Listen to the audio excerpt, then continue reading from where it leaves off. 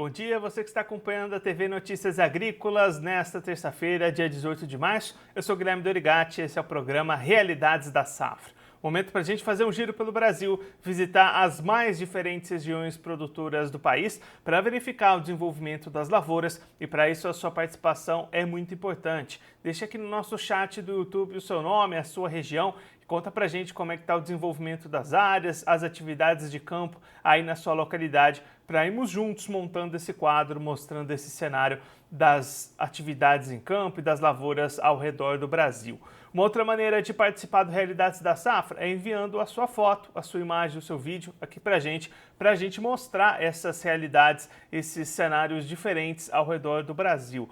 Vamos começar a fazer esse giro de imagens. A nossa primeira parada vai ser lá em Rio Brilhante, no Mato Grosso do Sul, áreas da segunda safra de milho. João da Silva mostrando as lavouras plantadas lá na região de Rio Brilhante, no estado do Mato Grosso do Sul. Ontem a gente acompanhou as imagens do João da Silva plantando milho, aí lavouras já mais adiantadas na região de Rio Brilhante do Mato Grosso do Sul. Olhando agora para Minas Gerais, João Luiz Pinton mandou um vídeo das suas lavouras de milho lá em Paracatu, em Minas Gerais, área sofrendo bastante com a estiagem, com a seca.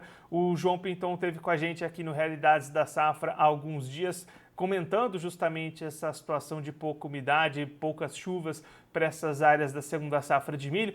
Agora a gente vê no vídeo enviado pelo João justamente essa situação de seca para as áreas de milho lá na região de Paracatu, no estado de Minas Gerais. Para a gente encerrar o nosso giro de imagens, vamos para o Rio Grande do Sul, região de Santo Ângelo, foto do Laurindo Nikitski, lá de Santo Ângelo, mostrando a estiagem atingindo fortemente as lavouras de soja. Soja na região de Santo Ângelo, no Rio Grande do Sul, sofrendo bastante com a falta de chuvas e altas temperaturas, como outras regiões gaúchas também vêm enfrentando nesta temporada. Você também pode participar aqui do Realidades da Safra e mandar a sua imagem, a sua foto, o seu vídeo aqui pra gente, que a gente vai exibir nos próximos programas. Para isso é muito fácil, você pode mandar a sua imagem para o Instagram oficial do NA, que é o @Notícias Agrícolas, ou também para o nosso WhatsApp, o número está aparecendo aí na sua tela, é o 19 99767 0241. 19 99767 0241, WhatsApp do Notícias Agrícolas para você mandar a sua imagem, compartilhar com a gente o desenvolvimento das lavouras aí na sua região. Vamos agora começar o nosso giro de entrevistas. Vamos receber os nossos convidados, produtores, especialistas espalhados pelo Brasil para trazer este cenário do desenvolvimento das lavouras. No programa de hoje, nós vamos visitar a região de Nova Chavantina, no estado do Mato Grosso. Vamos também até o oeste do Paraná, conversar com o gerente técnico da Cevalho, Carlos Koenig, e vamos também lá para o estado do Maranhão, conversar com o José Carlos de Oliveira de Paula, presidente da ProSoja do estado. Os três vão trazer essas informações sobre o desenvolvimento das lavouras. Antes da gente começar a receber os nossos entrevistados, vamos trazer algumas notícias que mostram o desenvolvimento das lavouras e dos cultivos aqui no Brasil. Esse é o Notícias da Safra.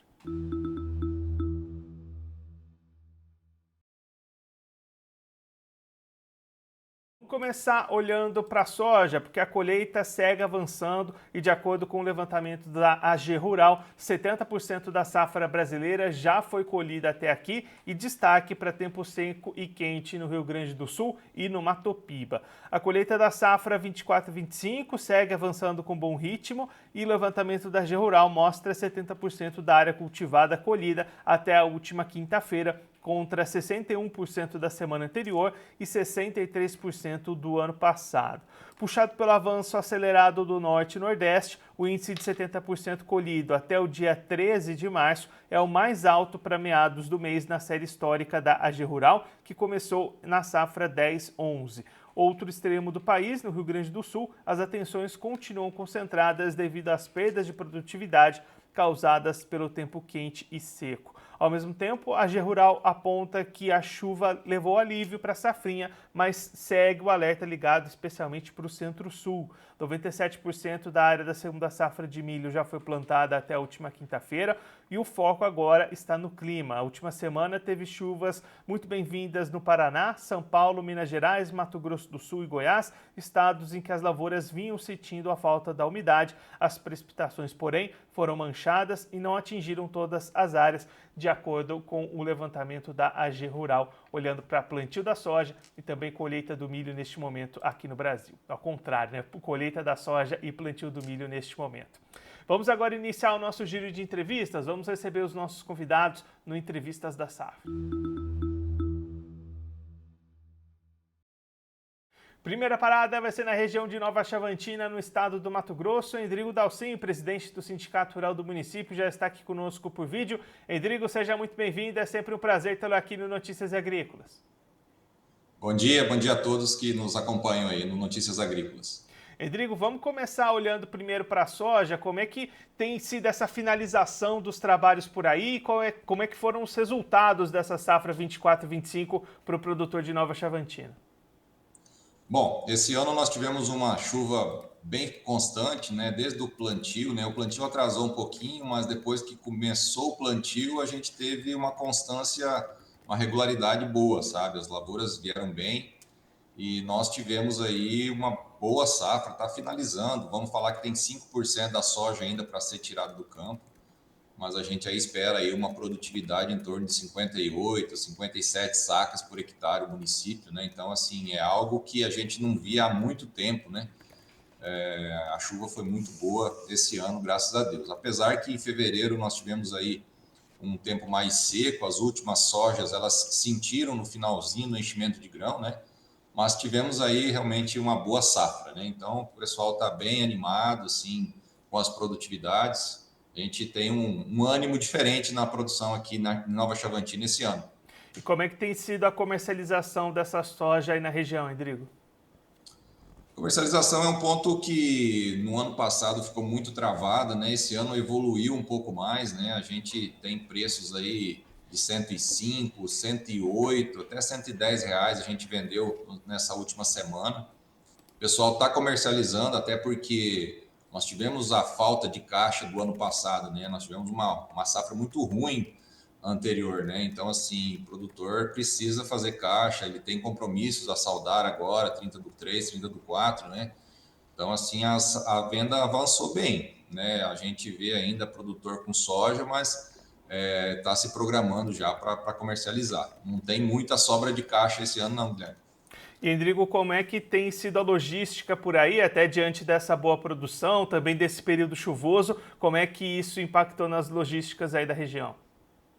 Nós até não temos tido os problemas aqui, Guilherme. Assim, a soja, os armazéns aqui suportaram essa quantidade de soja que a gente colheu a mais aí, né?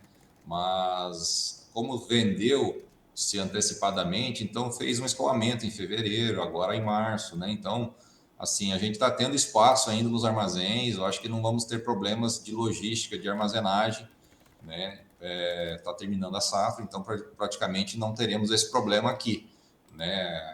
A venda antecipada auxilia isso e ajuda muito que a gente não tenha problemas de armazém, né? Então, esse ano, graças à venda, eu falo que não vamos ter problema. E aí, Endrigo, olhando para a sequência, como é que foram as condições para o plantio da segunda safra aí no município? A gente conseguiu plantar a área esperada de milho aqui. Nós temos um momento mais seco agora, né? A gente teve chuvas esporádicas no milho, graças a Deus no final de semana a gente teve chuvas aqui no município, né? Mas já estávamos sentindo aí o gergelim, que é uma cultura importante para nós aqui, o milho, algumas áreas de braquiária e milheto, né? Aqui uma área de integração lavoura-pecuária bastante forte também. As chuvas estavam abaixo do esperado, né? Então, as culturas estavam sentindo, mas foram plantadas dentro de uma época boa, né? Esperamos que a chuva essa semana volte e retorne à região, né?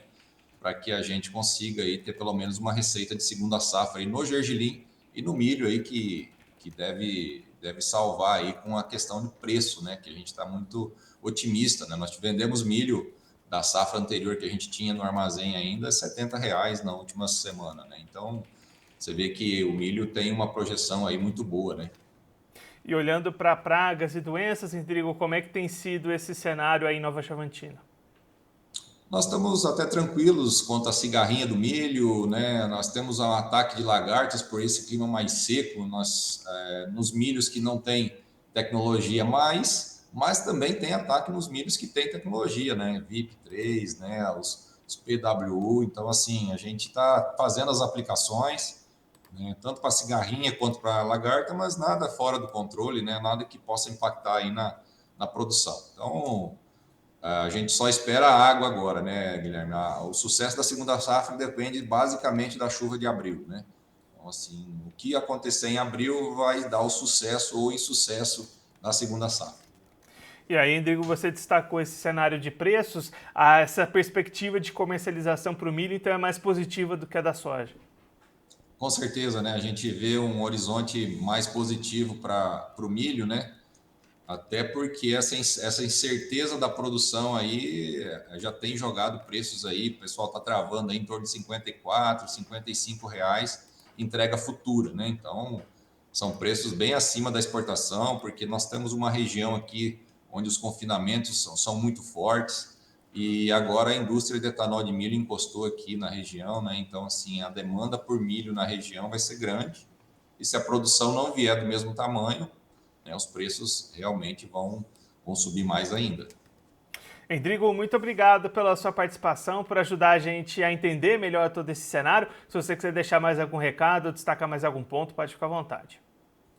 É não só falar que essa safra está finalizando muito bem, nós estamos preocupados, né, Guilherme, com os custos da próxima safra, né, que já estão sendo calculados aí e ficando assustadoramente altos aí. Então, assim, alerta ao produtor aí que faça as contas direito, né, não faça os pacotes sem fazer realmente a conta, porque os custos estão muito altos para a próxima safra e é um alerta para todo mundo aí. Rodrigo, mais uma vez, muito obrigado. A gente deixa aqui o convite para você voltar mais vezes. A gente siga acompanhando o desenvolvimento dessa segunda safra aí na região. Um abraço, até a próxima. Obrigado, um abraço. Esse é o Rodrigo Dalcin, presidente do Sindicato Rural de Nova Chavantina, no Mato Grosso, conversou com a gente para mostrar como é que foram as atividades de colheita da soja, como é que estão se desenvolvendo as lavouras da segunda safra. Rodrigo destacando uma soja bastante positiva na região, com produtividades entre 57 e 58 sacas por hectare, patamares que não apareceram nos últimos anos lá em Nova Chavantina. O regime de chuvas ao longo dessa safra de verão ajudou bastante o desenvolvimento dessas áreas e trouxe esses bons resultados. Já para a segunda safra, tanto de milho quanto de gergelim, um período mais seco começava a preocupar os produtores, mas teve chuva no último final de semana, expectativa de novas precipitações ainda essa semana que podem ajudar a trazer benefícios de desenvolvimento para essas áreas. Claro, a gente vai seguir acompanhando de perto seguindo da safra lá em Nova Chavantina, no Mato Grosso.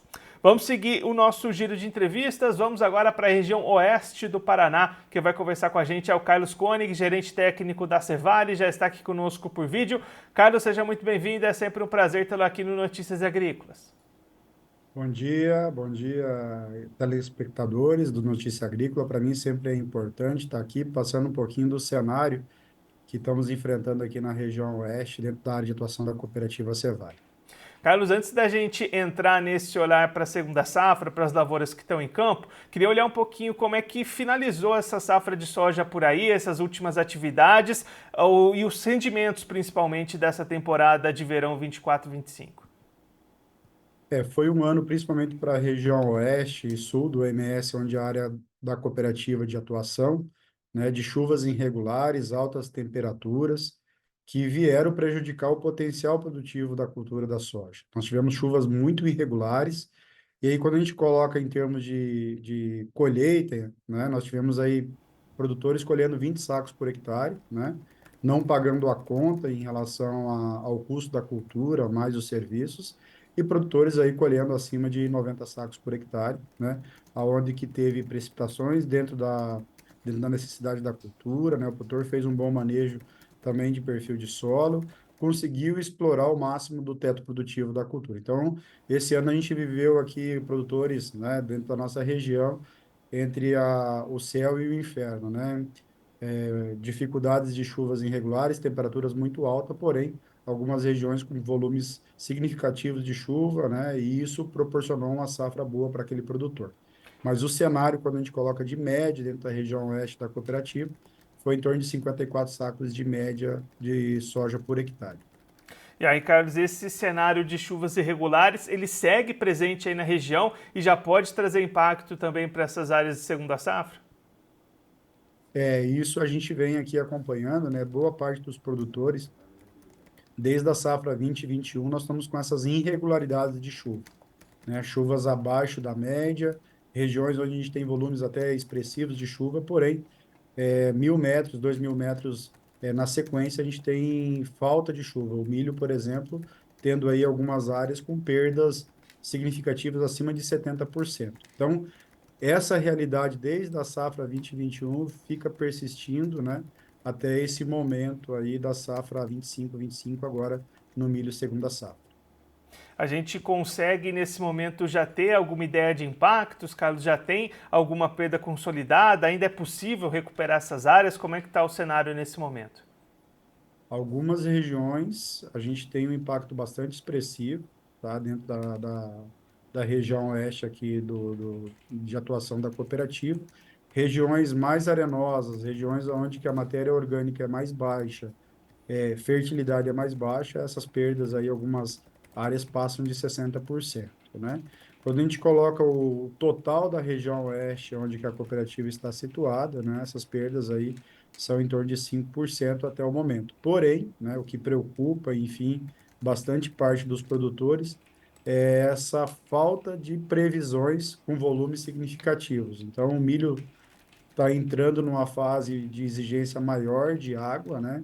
Que ele tende a exigir de 5 a 7 minutos diários e não tem uma perspectiva de chuvas com maiores volumes, né? Isso acaba trazendo uma preocupação, né? Porém, ainda é cedo para a gente quantificar essas perdas. Vai depender muito dos próximos 15, 20 dias aí em termos de volumes de água. Torcer para que esses volumes venham, né? A gente tem algumas previsões e que essas previsões, que esses volumes sejam maiores do que as projeções mostram, né?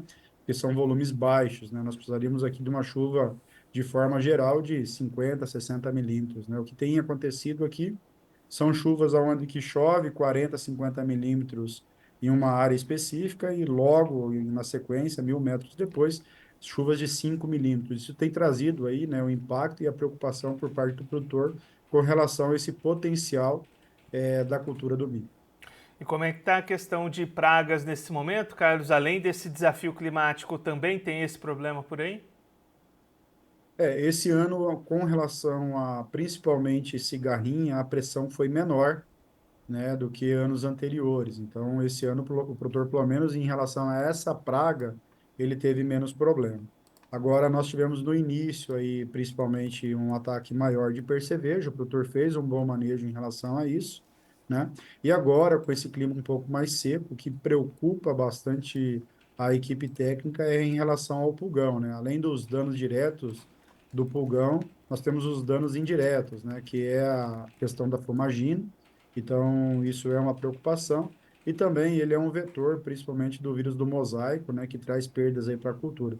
Anos mais seco, essa intensidade da perda trazida pelo pulgão é um pouco maior. Então, a gente tem orientado aí os produtores, né, para que esteja fazendo o monitoramento. Quando tiver dúvida em relação ao manejo, envolver a equipe técnica da cooperativa Cevale para que faça o acompanhamento, vá até as lavouras e faça esse diagnóstico. E, em cima do diagnóstico, utilize as ferramentas aí de controle, né? Então, esse é o ponto. Algumas áreas com relação a onde que tem volumes de chuva um pouco mais expressivas, né? Porque a gente tem isso dentro da própria região oeste do Paraná, também nós estamos aí recomendando o produtor entrar com a aplicação de fungicida, né? Já que nós temos aí a bipolares como uma doença que tem impactado e trazido perdas significativas, porque ela acaba entrando muito cedo dentro da cultura, né? E ela tem subido para as folhas produtivas do milho. Então, também olhar bastante isso e a gente sempre orienta, né? Na dúvida, busca um engenheiro agrônomo, né? Busca um engenheiro agrônomo da cooperativa que ele vai fazer as recomendações adequadas para cada realidade. Esse ano a gente tem várias realidades dentro do campo. Nós temos áreas aí de milho pendoando, enfim, né? E áreas de milho aí em V4, V5. Então, são áreas bastante distintas e com manejos bastante diferentes que precisam ser realizados aqui na região. Carlos, muito obrigado pela sua participação, por ajudar a gente a entender melhor todo esse cenário. Se você quiser deixar mais algum recado, destacar mais algum ponto para quem está acompanhando a gente, pode ficar à vontade. O que a gente vem reparando aqui na região oeste, pessoal, já desde da cultura da soja, né? Aquele produtor que vem se preocupando com o perfil de solo, vem trabalhando matéria orgânica, né? Uso da braquiária ou plantas de cobertura, e trabalhando também as correções, as perdas em relação a essas irregularidades de chuvas estão sendo menores, né? Então, o produtor precisa realmente investir tanto na questão de matéria orgânica, uso de plantas de cobertura, mas também da parte de fertilidade e correções de solo. Então, é muito importante fazer isso, né? Aqueles produtores que têm feito isso têm colhido bons frutos, principalmente nesses anos um pouco mais difíceis que a gente tem enfrentado aqui na região oeste. Então, a recomendação nossa, né, para aquele produtor, para que ele invista realmente do principal patrimônio dele, que é o solo dele. Então, tanto na parte química, né, nas correções, mas também na parte biológica, que é trazer plantas de cobertura para que a gente consiga ter uma agricultura mais resiliente aí em relação a esses intempéries climáticos. Carlos, mais uma vez, muito obrigado. A gente deixa aqui o convite para você voltar mais vezes, a gente seguir acompanhando o desenvolvimento dessas áreas aí na região. Um abraço e até a próxima. Um abraço, até a próxima, gente. Esse é o Carlos Koenig, gerente técnico da Cevale, conversou com a gente para contar um pouquinho o cenário das lavouras lá na região oeste do Paraná, área de atuação da cooperativa Cevale. O Carlos destacando que para a safra de soja 24-25, resultados muito variados de produtividade, uma expectativa média de produção na região em torno de 54 sacas por hectare, mas quando a gente olha os picos e as baixas, uma variação muito grande em função da irregularidade das chuvas durante todo o ciclo de produção. Nesse cenário, aquele produtor que teve perdas de produtividade deve ficar abaixo dos custos de produção, já aqueles que conseguiram produzir mais, esses sim podem ter alguma margem, alguma rentabilidade nessa temporada da soja.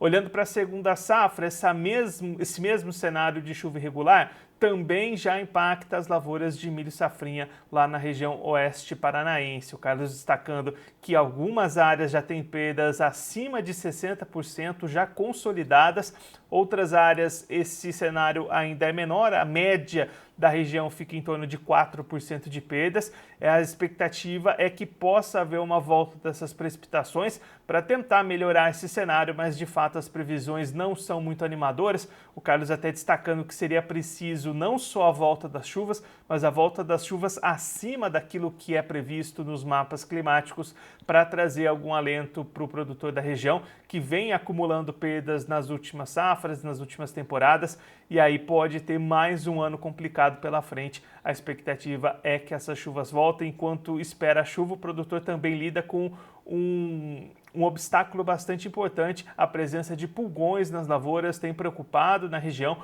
Carlos destacando a importância de fazer esse manejo e também de cuidar bastante do seu solo para evitar que períodos assim de estiagem prolongada possam trazer prejuízos e possam prejudicar a produtividade das lavouras. Vamos agora olhar a página do Realidades da Safra, lá no site do Notícias Agrícolas, porque é lá que ficam concentradas todas as informações que a gente traz aqui ao longo da nossa programação. Lá você pode ver e rever os vídeos, as nossas entrevistas dos últimos programas. Aí em destaque ficam as entrevistas de ontem, da segunda-feira. Fomos até o Paraguai, também Laguna Carapã, no Mato Grosso do Sul, região da Cealba, lá no Sergipe, trazendo esses impactos das mudanças do Proagro na produção local. E ali naquele botão do Mais Vídeos você pode acompanhar todas as entrevistas anteriores dos últimos programas aqui do Realidades da Safra.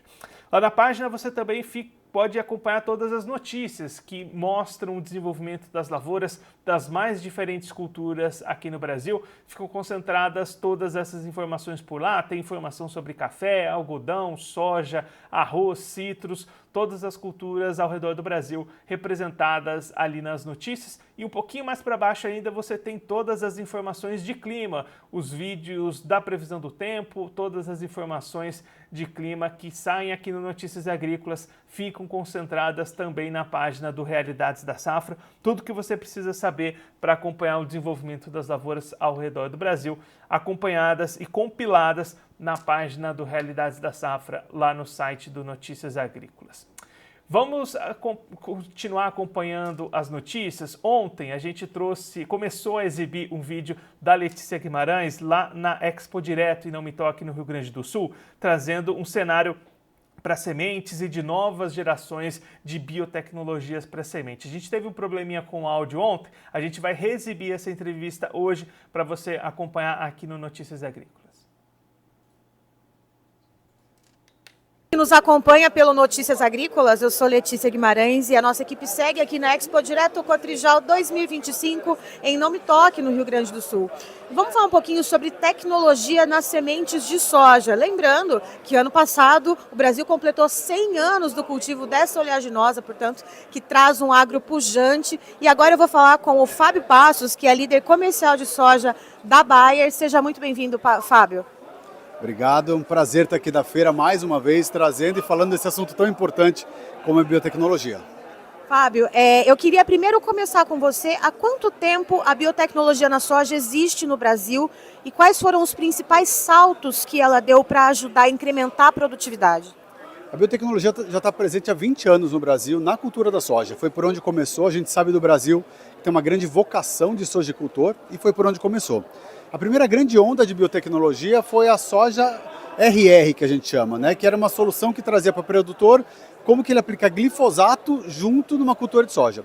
Isso habilitou que a gente pudesse expandir hectares. Então, naquele momento, foi muito importante porque pôde habilitar que a gente pudesse plantar soja em mais regiões do país, em mais áreas onde, por planta daninha, já não era possível. Segunda geração que veio com mais produtividade foi a Intacta, que a gente lançou, que era baseada em uma geração focada em lagarta. Ou seja, além do benefício do glifosato, a gente também tinha o manejo das principais proteções de lagartas do Brasil, o que ajudou, de novo, a dar mais um incremento de produtividade. E a gente lançou, isso foi há 10 anos atrás que Intacta aconteceu, ou seja, uma década, Intacta já transformou a cara de soja do Brasil e conseguiu que a gente produzisse muito mais. E recentemente a gente lançou a Intacta 2 Extend, que foi a nossa tecnologia que tivesse mais modos de proteção de lagarta e mais um herbicida que é o dicamba. Então, de novo, como que a gente coloca naquele mesmo hectare mais solução, mais tecnologia para produzir mais para o produtor e ao mesmo tempo garantir que eu consiga ser competitivo, não só olhando para o Brasil, mas comparado com outros países do mundo. E a tecnologia, o IX2, né, que o produtor rural é acostumado a falar, ela foi super bem adotada, né, super bem assim, aceita pelo produtor no campo.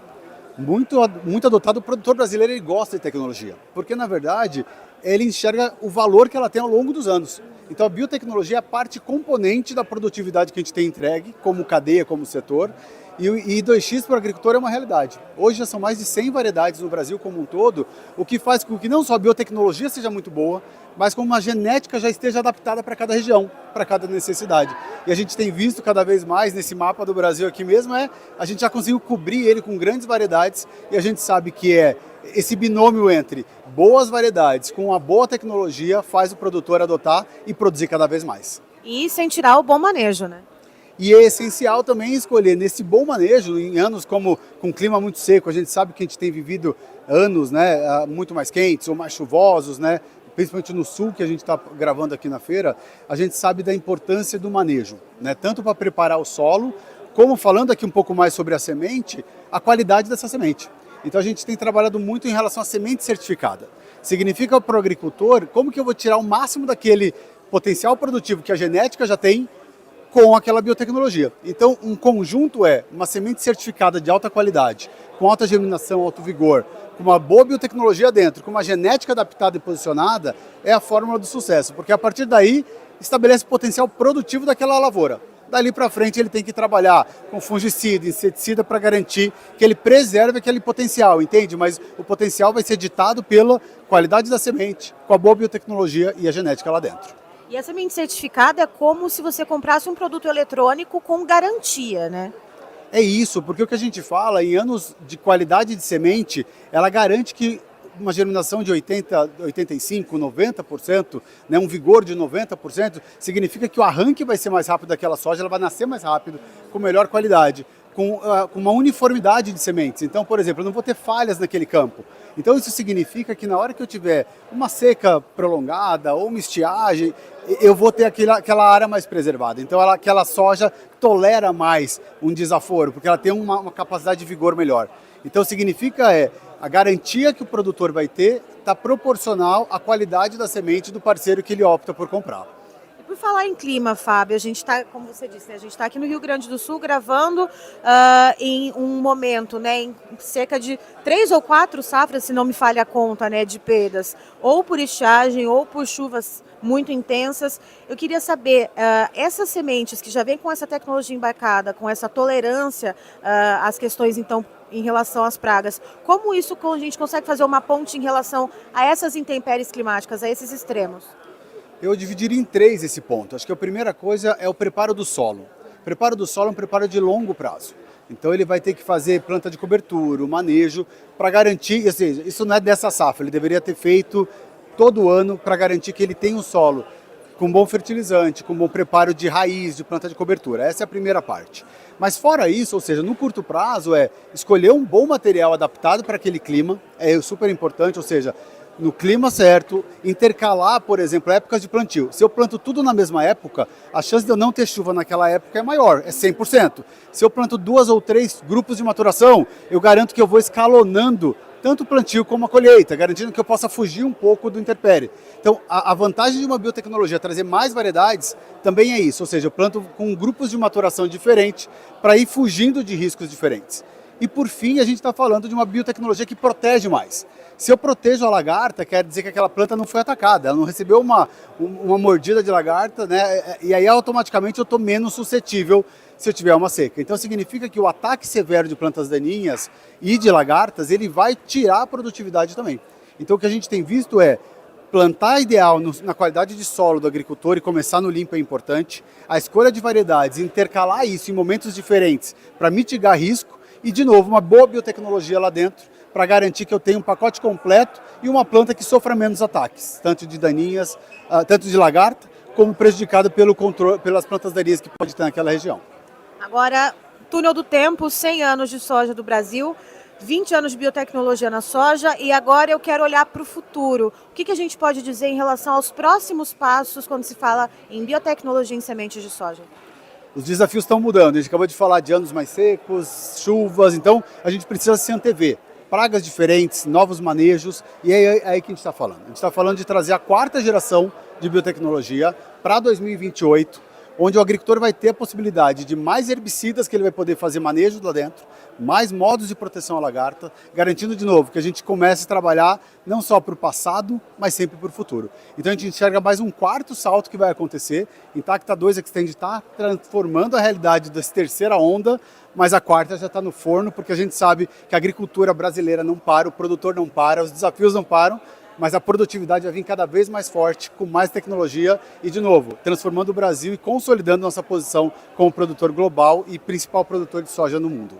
Perfeito, Fábio. É isso, é a biotecnologia impulsionando a produção de soja no Brasil, o Brasil se colocando como um grande supermercado do mundo e sempre apoiado em muita tecnologia de ponta. Eu encerro por aqui, já tem mais informação para você, notícias agrícolas, informação agro-relevante e conectada.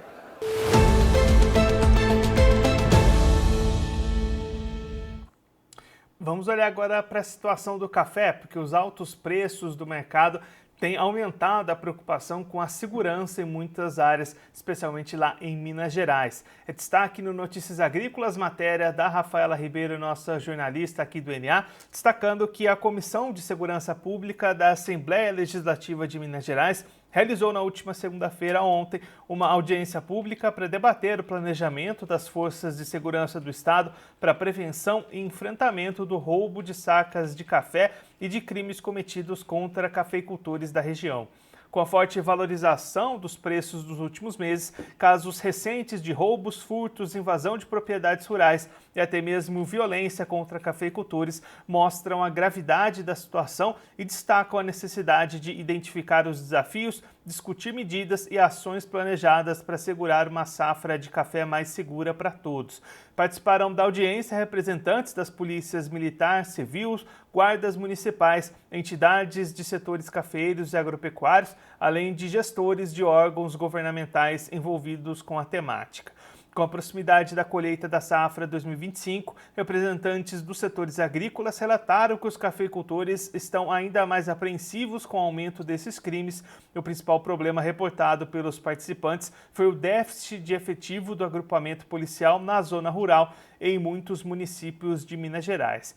Entre as emendas parlamentares e discussões durante a audiência estava a instalação de câmeras de segurança nas propriedades rurais, uso de drones e tecnologias avançadas para mapeamento e fiscalização das áreas agrícolas, além do aumento do efetivo e da frota policial na zona mineira. Essas as discussões tentando aumentar essa segurança para o produtor de café, especialmente lá em Minas, que vem registrando um aumento dos casos de roubos e furtos, até mediante o atual momento de preços da saca do café.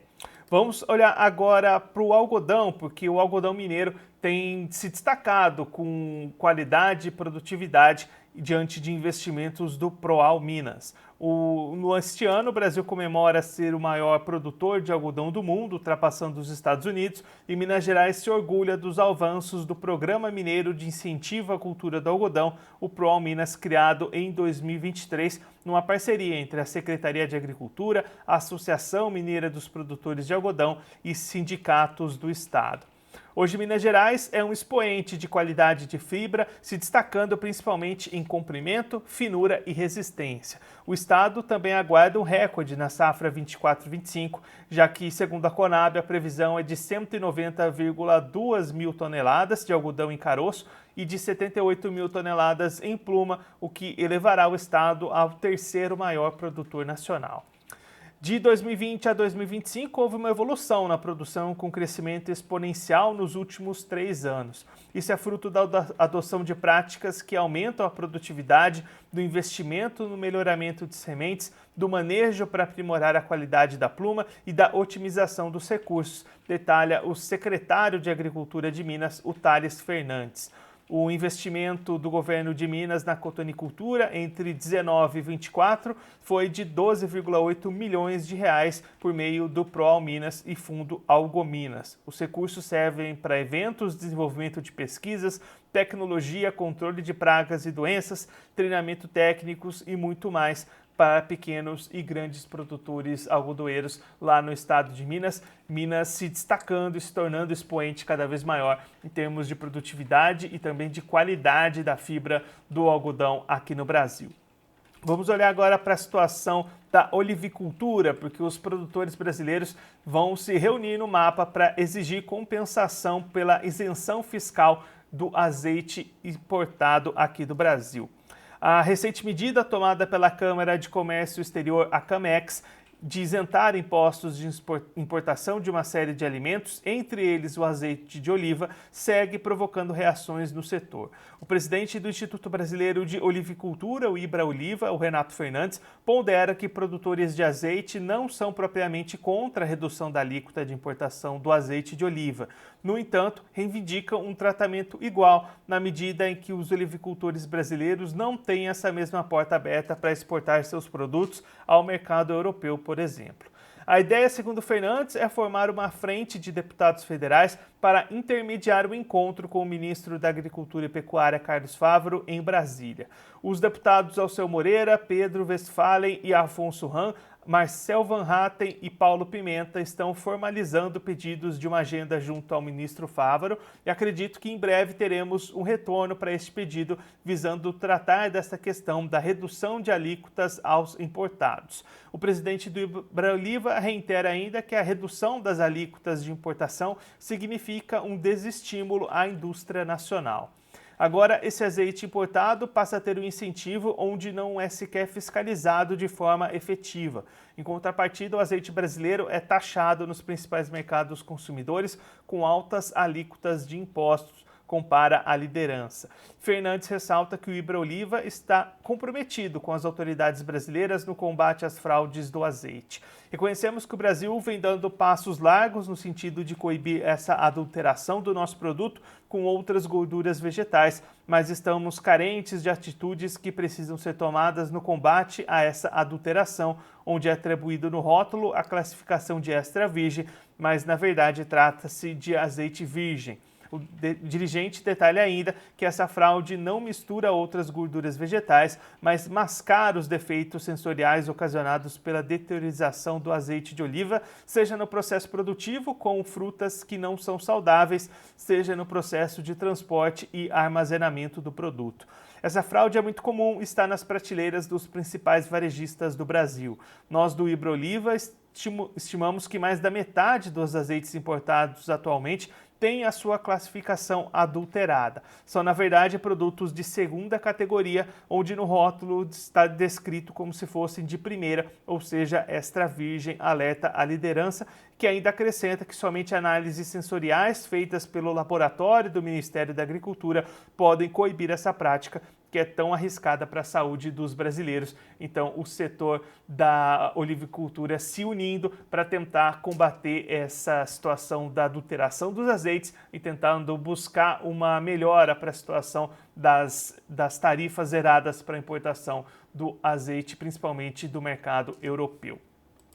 Assim a gente vai chegando ao final do programa Realidades da Safra de hoje, desta terça-feira, mas daqui a pouquinho a programação do Notícias Agrícolas está de volta. Daqui a pouquinho a Letícia Guimarães vai assumir a bancada da TVNA para conversar com a André Ramos, meteorologista, trazendo as previsões do tempo, as expectativas de clima para as mais diferentes regiões do Brasil daqui para frente. Então já começa a sua participação, vai mandando o seu nome, a sua região, o que você quer saber do tempo para os próximos dias, que daqui a pouquinho a Letícia e a Andréa vão trazer todas as informações para você acompanhando a TV Notícias Agrícolas ao vivo nesta terça-feira, dia 18 de março. Aproveitar também para registrar a participação do Dione, do Lucas, do Douglas, todo mundo acompanhando a TV Notícias Agrícolas ao vivo nesta terça-feira. Eu sou Guilherme Dorigatti, o programa Realidades da Safra de hoje vai ficando por aqui, mas a nossa programação está de volta daqui a pouquinho e eu volto com Realidades da Safra amanhã, na quarta-feira. Eu te espero aqui na TV Notícias Agrícolas a partir das 9 horas. Realidades da Safra, fazendo um giro pelo Brasil, visitando as mais diferentes regiões produtoras do país para mostrar para você o desenvolvimento dessas áreas em loco, com a participação de produtores e especialistas de cada uma dessas localidades. Eu vou ficando por aqui, mas daqui a pouquinho a previsão do tempo chega para você acompanhando a gente. Notícias Agrícolas, informação agro-relevante e conectada.